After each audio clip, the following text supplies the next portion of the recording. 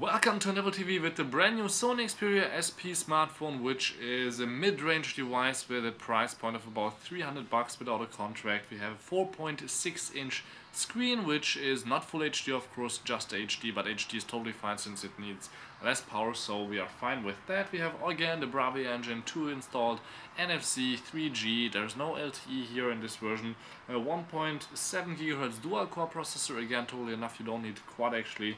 And we have the 8 megapixel camera on the back, which shoots 720p videos, which is again totally fine. You don't need more because you don't have so much space. I think on the phone this should be a 8 gig version, I think, but it's of course expandable with micro SDs, so you should not worry about storage. For about 30 bucks you can get 32 gigs more, which is of course a lot cheaper than when you would have to buy anything from Apple with more space. Again, here on the back a little bit technical details. I just read to you actually a little bit, and we have of course Wi-Fi integrated, Bluetooth, Wi-Fi Direct I guess, and maybe even Miracast, but I'm not sure. We'll check it out later. First, when I open up the box, we have the smartphone itself. Of course, I got the black version. There should be, I think, a white one also and a red one. Those are the three colors that Sony always has. Then of course we have a micro USB cable, nothing special for charging. It's actually called also the EC450 if you want to get exactly the same one again. Then we have also here some manuals, warranty guide, startup guide, important information. The Xperia SP is also called the C5302, 5303 and 5306.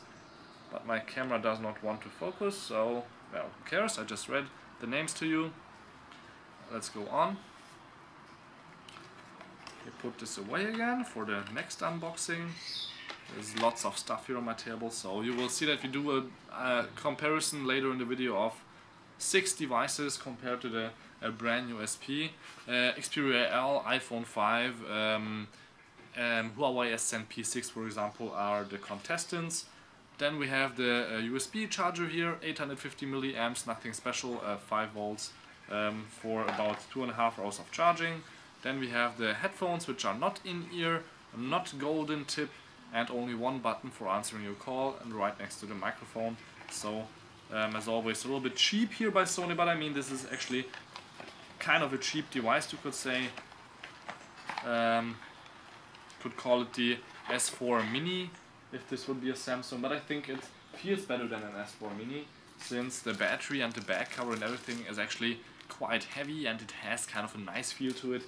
You have a brick in your hand, I mean not a thick brick or heavy brick, but you really feel that there's something inside since it's completely made out of metal from the outside.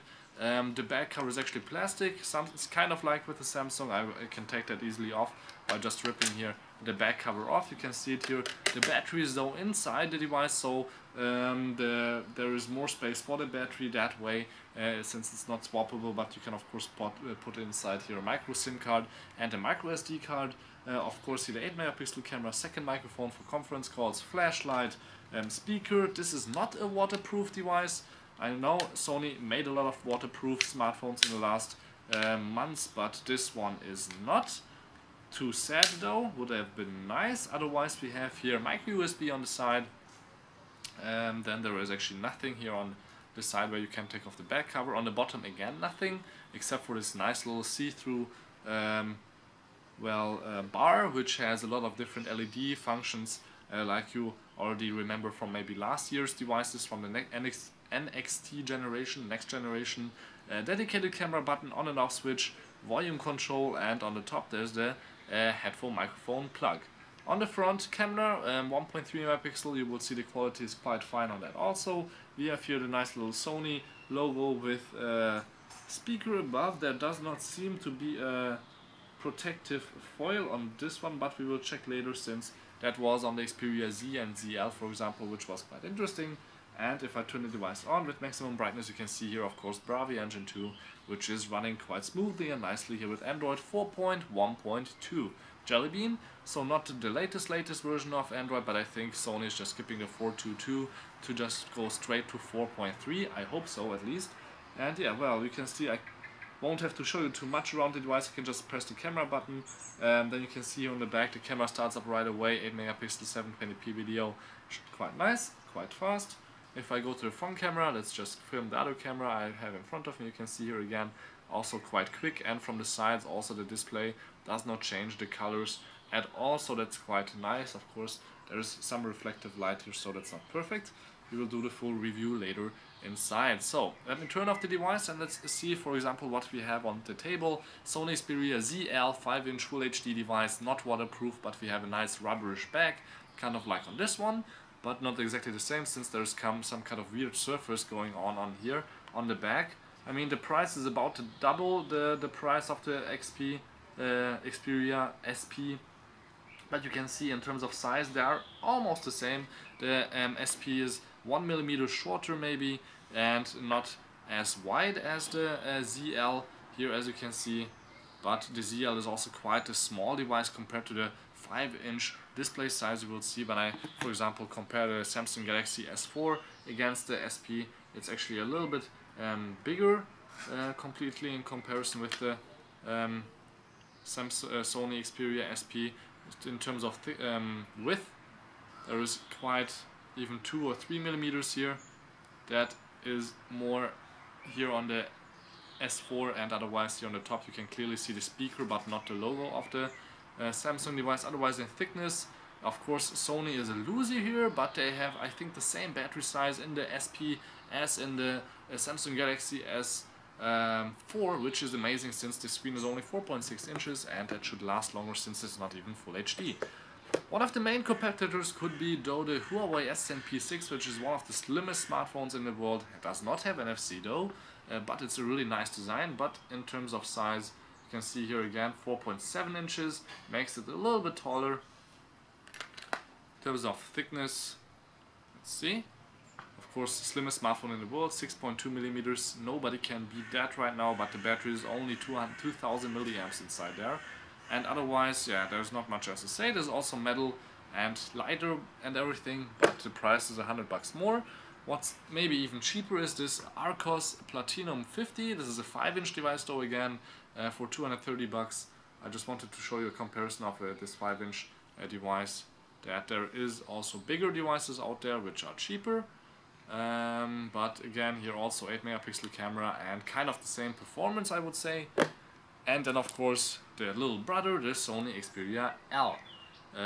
L here, also a huge camera on the back. Looks kind of ridiculous. You will check out my unboxing hopefully later here in my channel. And otherwise, of course, it's smaller.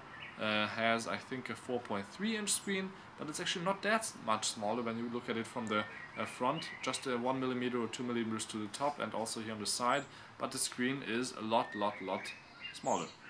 From the back or from the side you can see though clearly the design difference. We have here this arc design on the L, and the SP has this wedge design, which is quite nice. I like that since it gives a lot of space for the battery, and I hope this will just last me for a long time and could even get or well, let go of the Sony Xperia ZL, which is close to my heart right now. But otherwise we have here, of course, the Apple iPhone 5, one of the most important devices out there in the world. 4-inch compared to 5-inch, you can see, or 4.6-inch, you can see that there is not much difference in height, but in width, or actually there is some difference in height and in width, but not much compared to the 4 inches to the 4.6 inches. And in thickness they are about the same. Now this is surprising since the Apple has about 500 milliamps less of battery inside. So thank you much for watching. This was the Sony Xperia SP here in unboxing and a long comparison. I know. I hope you are still here and will subscribe to my channel if you are not already have done that. Then thank you very much for watching. Tune in again. Until next time. My name is Balázs Gál and this was Endeavor TV.